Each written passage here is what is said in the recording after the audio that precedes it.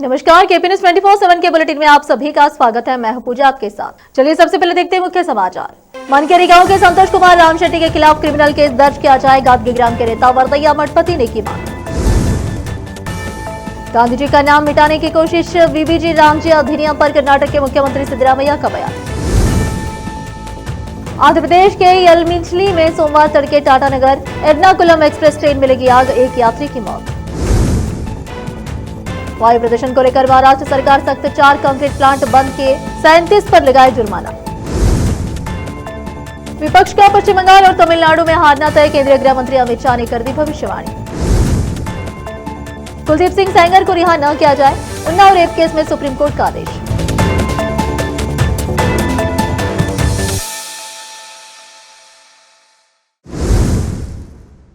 अब समाचार विस्तार से।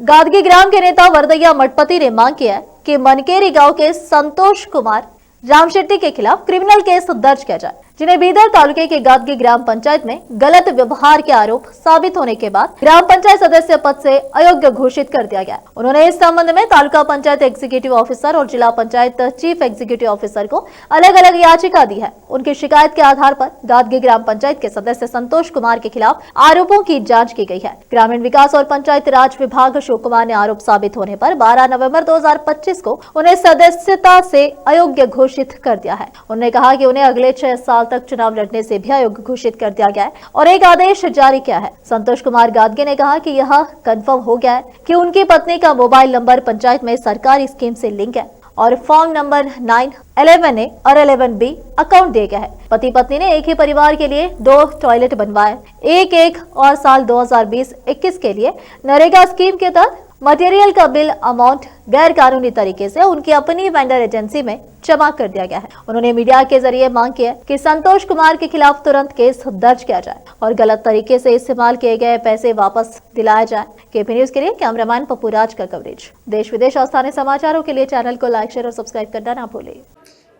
बीदर तालुके के गादगी ग्राम पंचायत में सदस्य संतोष रामशेट्टी मनकेरी, जो उनके ऊपर मैं आरोप लगाया था, वो आरसी और पंचायत राज मिनिस्टर सेक्रेटरी शिवकुमार तहकीकात करके उनका सदस्यता रद्द किया है और उनके बीबी के नाम से बायोमेट्रिक तंबे वो फ़ोन नंबर है उनके 911 निकले, सो कम से कम 12,000 खाता निकले से है, वो 1 रुपये पैसा जमा नहीं हुआ है और उनके बीबी और मर्द दोनों मिलके शौचालय का पेमेंट दिया है और मेंबर होते ही 2021 में उन्होंने उद्योग खात्री का पेमेंट लिया है। इस वास्ते मैं कंप्लेंट किया था। कंप्लेंट करे तो नवंबर एंड में उनका सदस्य रद्द हुआ है और वो जो उन्होंने करप्शन किया है उसके ऊपर तहकीकात करके जो आर्डर मेरे को मिला है उनके ऊपर क्रिमिनल केस करना बोल के मैं उनके ऊपर CS और EO को कंप्लेंट दिया है। वरदैया सोपी गादगी।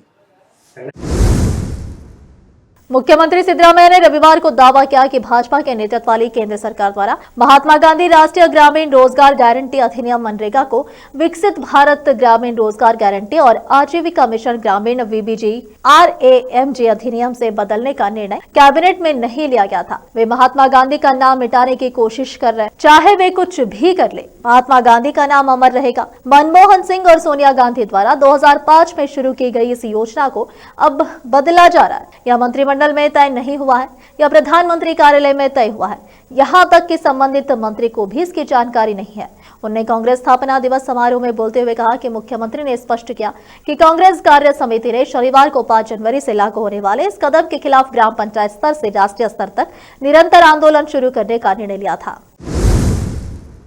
कर्नाटक राज्य में 4,922 मरीज गुर्दा प्रत्यारोपण के लिए प्रतीक्षा सूची में है, जिससे गुर्दा सबसे अधिक मांग वाला अंग बन गया है। यह संख्या दिसंबर 2025 के लिए आंकड़ों के अनुसार है। हालांकि इस वर्ष लगभग 300 लोगों को किडनी प्रत्यारोपण प्राप्त हुआ, लेकिन मांग उपलब्धता से कहीं अधिक बन गई है। सरकारी अधिकारियों और डॉक्टरों का मानना है कि इस बढ़ते संकट का मुख्य कारण गैर संक्रमण रोगों NCD में तेजी से और काफी हद तक अनियंत्रित वृद्धि है, जो कि क्रॉनिक किडनी रोग के मामलों को बढ़ा रही है। आंकड़ों के विश्लेषण से पता चलता है कि अन्य अंगों के प्रत्यारोपण की प्रतीक्षा कर रहे पंजीकृत रोगियों की संख्या काफी कम है। यकृत के लिए 698, हृदय के लिए 118 और फेफड़ों के लिए 2024-2025 में लगभग 150 लोगों ने गुर्दे दान किए, जिससे 300 प्राप्तकर्ताओं को लाभ हुआ, जबकि 161 लोगों ने यकृत, 49 लोगों ने हृदय और 29 लोगों ने फेफड़े दान किए। वर्तमान में गुर्दा प्रत्यारोपण के लिए प्रतीक्षा अवधि 2 से 3 वर्ष है। Deputy chief minister DK Shiv Kumar ने अनाउंस किया है कि राज्य सरकार ने राज्य के 300 किलोमीटर लंबे कोस्ट लाइन के बड़े डेवलपमेंट के लिए एक नई टूरिज्म पॉलिसी बनाने का फैसला किया है, जिसमें मंगलुरु, उडुपी और कारवार शामिल है।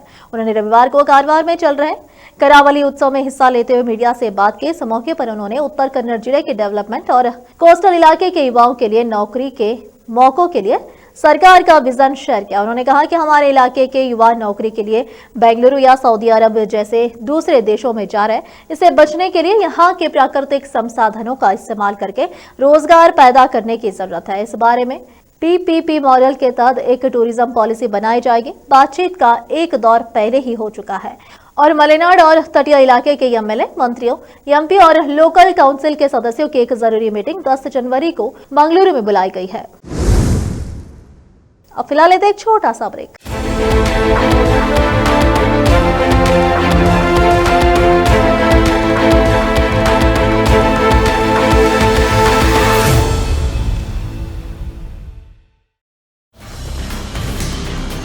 हिंदुस्तान के हर कोने में हम हैं मौजूद। 24 घंटे हालात पर गहरी नजर, खबरों से जुड़े चुपते सवालात और आपको दिखाता है धार्मिक, सामाजिक, राजनीतिक, लोकल और इंटरनेशनल न्यूज की सबसे बेहतर कवरेज, जो आपको रखती है हर पल बाखबर। देश और दुनिया भर की खबर के लिए देखते रहें KP News 24/7। Noor education trust Bidar की ओर से चलाया जाने वाला नूर एमएड और BEd college Bidar, recognized by NCTE Delhi, affiliated to Bidar University, Bidar. Admissions open for the academic year 2025 to 26. विशेषज्ञ और सक्षम शिक्षकों द्वारा शिक्षा प्राप्त करने के लिए नूर एमएड और बीएड कॉलेज बीदर में दाखिला लें और शांत वातावरण में उच्च स्तरीय शिक्षा प्राप्त करें। बीदर शहर में बेहतर शिक्षा का एकमात्र केंद्र नूर एमएड और BEd college Bidar. For more details contact Noor colony near horticulture centre, Halatgiri के Hyderabad road, Bidar 585403 Karnataka, India. Phone numbers 9945283920, 8050172745।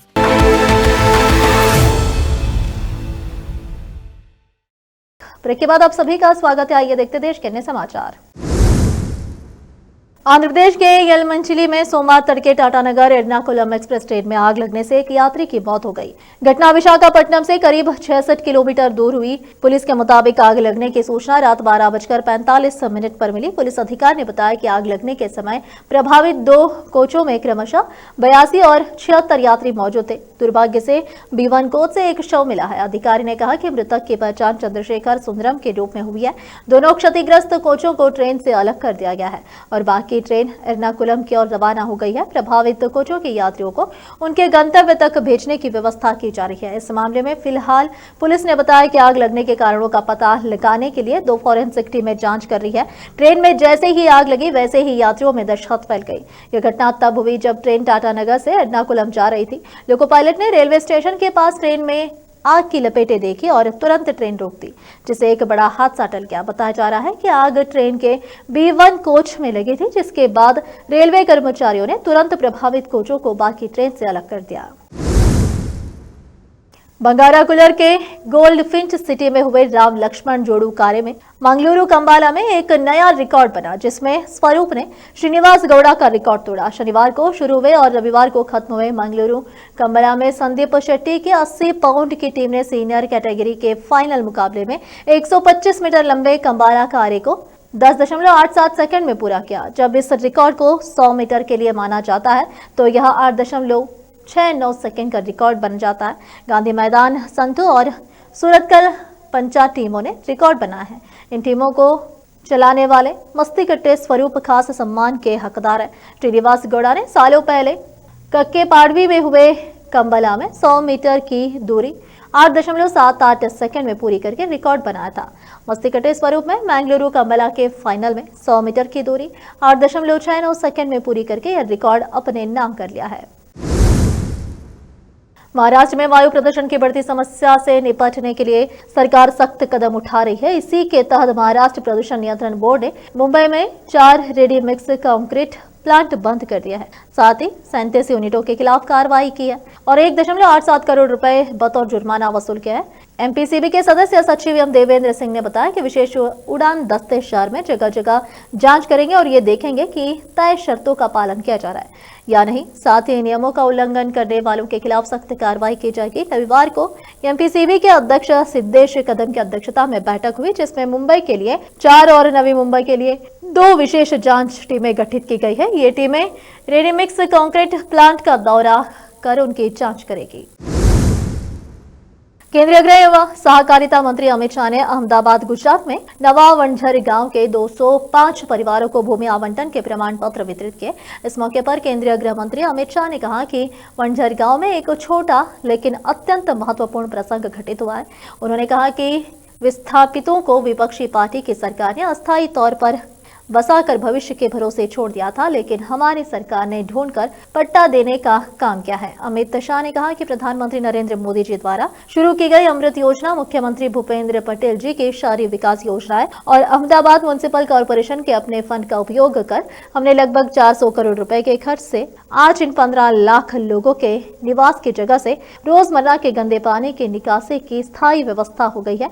Amit Shah ने कहा कि लोकसभा में चर्चा के दौरान विपक्ष के नेता ने एक विचित्र सवाल किया, हर बार हम ही चुनाव क्यों हार जाते हैं। उन्होंने कहा कि वह विपक्ष के नेता से विनती करते हैं कि वह इन 2 कार्यक्रमों के बारे में समझ ले तो उन्हें पता चल जाएगा कि हर बार वे चुनाव क्यों हार जाते हैं। अमित शाह ने कहा कि जिन्हें विपक्षी पार्टी की सरकार ने अस्थायी तौर पर बसाकर भविष्य के भरोसे छोड़ दिया था, उनको ढूंढकर पट्टा देने का काम नरेंद्र मोदी के नेतृत्व में हमारी पार्टी ने किया।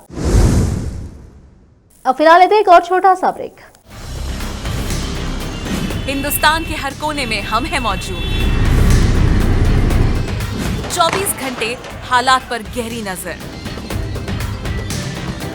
खबरों से जुड़े चुपते सवालात और आपको दिखाता है धार्मिक, सामाजिक, राजनीतिक, लोकल और इंटरनेशनल न्यूज की सबसे बेहतर कवरेज, जो आपको रखती है हर पल बाखबर। देश और दुनिया भर की खबर के लिए देखते रहें केपी न्यूज 24/7। ब्रेक के बाद आप सभी का स्वागत है। आइए देखते देश के नए समाचार। उन्नाव रेप पीड़िता को सुप्रीम कोर्ट से बड़ी राहत मिली है। सुप्रीम कोर्ट ने कहा कि सेंगर को रिहा न किया जाए। इसके साथ ही सुप्रीम कोर्ट ने उन्नाव रेप केस के आरोपी कुलदीप सेंगर को नोटिस जारी किया है। सेंगर को यह नोटिस सीबीआई की अर्जी पर दिया गया है। सेंगर से 4 हफ्ते में जवाब मांगा गया है। सुप्रीम कोर्ट ने दिल्ली हाई कोर्ट के उस आदेश पर रोक लगा दी है जिसमें 2017 के उन्नाव रेप केस में एक नाबालिग लड़की के साथ रेप के मामले में बीजेपी से निकाले गए नेता कुलदीप सिंह सेंगर की उम्र कैद की सजा को सस्पेंड कर दिया गया था। तुषार मेहता ने हाई कोर्ट के आदेश पर रोक लगाने की मांग की थी। उन्होंने कहा कि हम बच्ची के प्रति जवाबदेह हैं।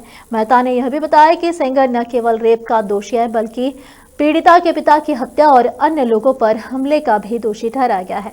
मुख्य न्यायाधीश ने मौखिक टिप्पणी में कहा कि फिलहाल हम हाई कोर्ट के आदेश पर रोक लगाने के इच्छुक हैं और उन्होंने स्पष्ट किया कि आमतौर पर नियम यह है कि अगर व्यक्ति जेल से बाहर है तो कोर्ट उसकी आजादी नहीं छीनता, लेकिन इस मामले में स्थिति अलग है क्योंकि सेंगर दूसरे केस में अभी भी जेल में है।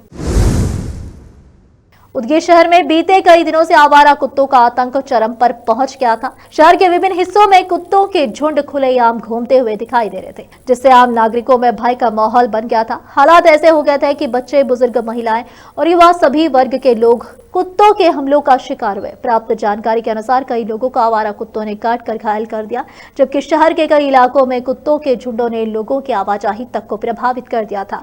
कई स्थानों पर हालात इतने गंभीर हो गए कि नागरिकों को अपने घरों से बाहर निकलने में भी डर लगने लगा। विशेष रूप से स्कूल जाने वाले बच्चों और सुबह शाम टहलने वाले बुजुर्गों में भारी दहशत का माहौल देखा गया। इन घटनाओं को लेकर मीडिया द्वारा लगातार कवरेज की गई। वहीं नागरिकों की ओर से भी नगर परिषद को बार बार चेतावनी दी जा रही थी कि यदि जल्द ठोस कदम नहीं उठाए गए तो स्थिति और गंभीर हो सकती है। इसी बीच सामाजिक कार्यकर्ता एवं समाज सेवी मौलाना नौशाद कासमी ने मौके पर पहुंचकर स्थिति का जायजा लिया। उन्होंने कहा कि आवारा कुत्तों के बढ़ते हमले आम जनता की सुरक्षा के लिए गंभीर खतरा बन चुके हैं। मौलाना नौशाद कासमी ने नगर परिषद से मांग की कि कुत्तों को पकड़ने का अभियान केवल दिखावे तक सीमित न रहे, बल्कि इसे पूरी गंभीरता और नियमित रूप से चलाया जाए ताकि भविष्य में किसी मासूम की जान खतरे में न पड़े। लगातार जन आक्रोश, मीडिया कवरेज और सामाजिक प्रतिनिधियों की सख्त मांग के बाद उदगीर नगर परिषद हरकत में आई और शहर में बिना मालिक वाले आवारा कुत्तों को पकड़ने का अभियान शुरू कर दिया गया। नगर परिषद की टीमें विभिन्न वार्डों और प्रभावित इलाकों में जाकर कुत्तों को पकड़ने का काम कर रही है। नगर वासियों ने नगर परिषद की इस कार्रवाई का स्वागत किया है, लेकिन साथ ही यह भी मांग की है कि शहर को पूरी तरह सुरक्षित बनाने के लिए यह अभियान लगातार और प्रभावी ढंग से चलाया जाए ताकि उदगीर शहर में भय के माहौल की जगह सुरक्षा और भरोसे का वातावरण कायम हो सके। केपी न्यूज के लिए संवाददाता मौलाना नौशाद कासमी की रिपोर्ट। देश विदेश और स्थानीय समाचारों के लिए चैनल को लाइक, शेयर और सब्सक्राइब करना ना भूलें। आखिर में फिर एक बार देखते हैं मुख्य समाचार। मनकेरी गांव के संतोष कुमार रामशेट्टी के खिलाफ क्रिमिनल केस दर्ज किया जाए, गादगी ग्राम के नेता वरदैया मठपति ने की मांग। गांधी जी का नाम मिटाने की कोशिश, वीबीजी रामजी अधिनियम पर कर्नाटक के मुख्यमंत्री सिद्धरामैया का बयान। आंध्र प्रदेश के यलमिंचली में सोमवार तड़के टाटानगर एर्नाकुलम एक्सप्रेस ट्रेन में लगी आग, एक यात्री की मौत। वायु प्रदूषण को लेकर महाराष्ट्र सरकार सख्त, 4 कंक्रीट प्लांट बंद किए, 37 पर लगाए जुर्माना। विपक्ष का पश्चिम बंगाल और तमिलनाडु में हारना तय, केंद्रीय गृह मंत्री अमित शाह ने कर दी भविष्यवाणी। कुलदीप सिंह सेंगर को रिहा न किया जाए, उन्नाव रेप केस में सुप्रीम कोर्ट का आदेश।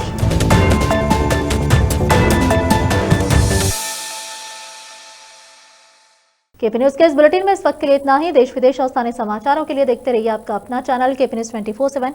अधिक जानकारी के लिए चैनल को लाइक, शेयर और सब्सक्राइब करना ना भूलें। धन्यवाद।